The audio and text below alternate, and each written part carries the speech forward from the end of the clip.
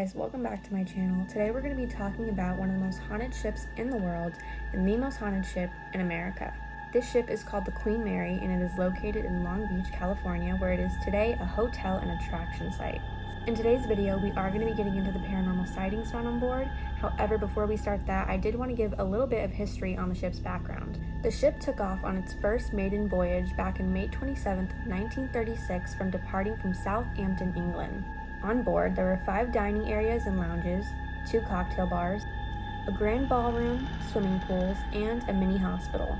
During the time of World War II, it carried 2.2 million passengers and 810,000 military personnel.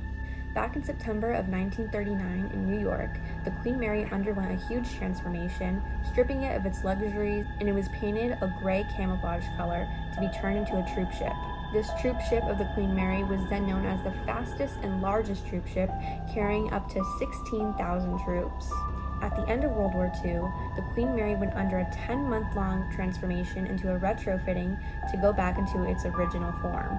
On July 21st of 1947, the ship resumed its natural state of carrying passengers back and forth for about 2 decades.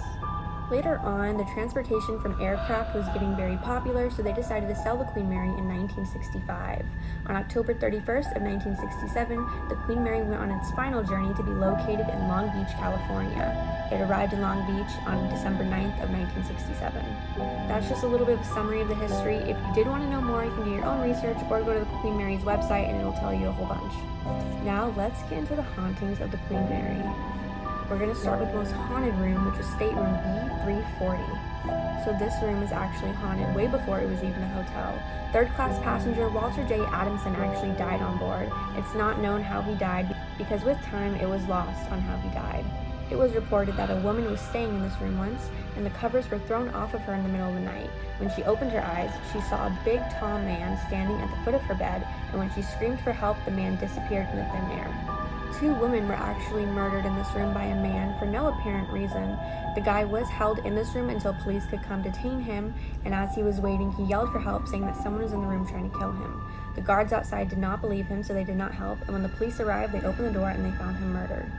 To this day, they do not know how it happened or who did it. There was no way someone could have gotten in the room, so everyone's confused on that. But they did rule out a suicide because there was no way he could have dismembered himself that much by himself.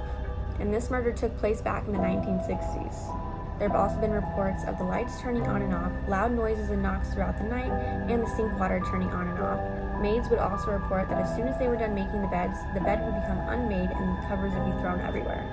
This room was closed for some time, but is now open again, so if you do want to stay there just for the paranormal experience, you can stay in this room.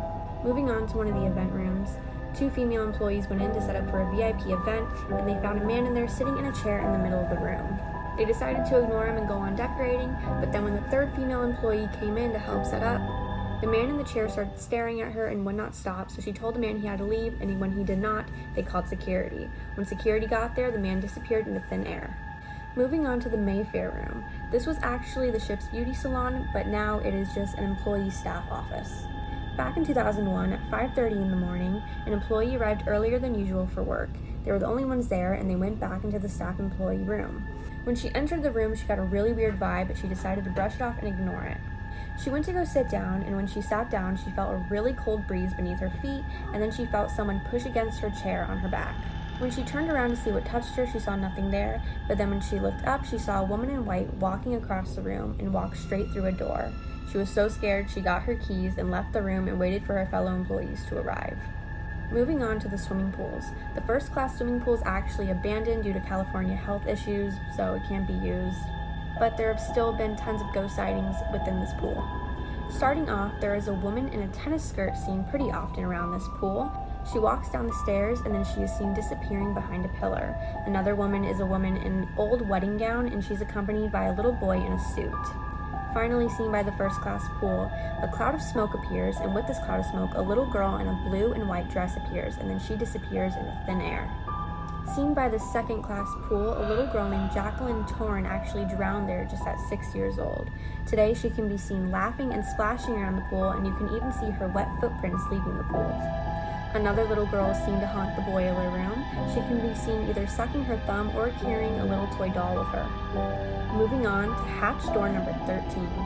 Hatch door number 13 is where the death of an 18-year-old employee actually was crushed to death. Back in 1966, the watertight doors were ordered to be closed. 5 minutes later, they found crewmate 18-year-old crushed to death and trapped with his arms pinned to his sides. It is said that he had crushing injuries to his arms, chest, and pelvis.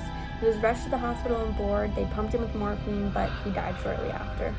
It is said that you can hear him running up behind you and sometimes will leave grease fingerprints on your face. It is also said that the spirit of an engineer roams the halls and asks where his wrench is, and when guests turn around to talk to him, he's completely gone. Another spirit that has a beard and has blue coveralls roams the halls, and they believe that this is the man that died from hatch door number 13 because they do have a striking resemblance. There is a lady in white seen in the lounge dancing from night to night.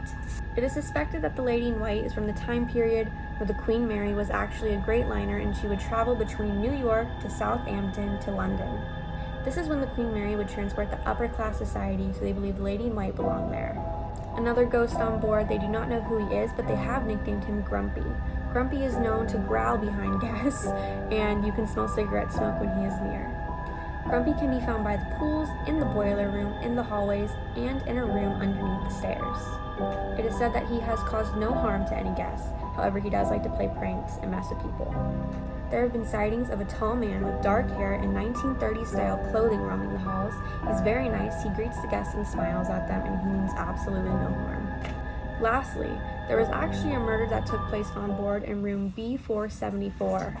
A father ended up killing his whole family, his wife and children, by strangling them, and they killed one of the youngest girls in the bathroom by shooting her. The youngest girl's name is Dana, and she is seen still roaming the ship. She can be found in the hallways, and it is known that she is friends with Grumpy and the guy that died in the hatch door number 13. There have been over 150 ghost sightings on board, so if you do want a part 2, let me know and I'll make one. There also is a holder thing where there is some type of energy source on board, and it's a gate between the human world and the spirit world where they connect and pass through. So if you do want a video on that, let me know and I will gladly make one. With that being said, I hope you enjoyed the video. Don't forget to subscribe and like the video, and comment down below what other videos you want to see, and I will see you in the next video.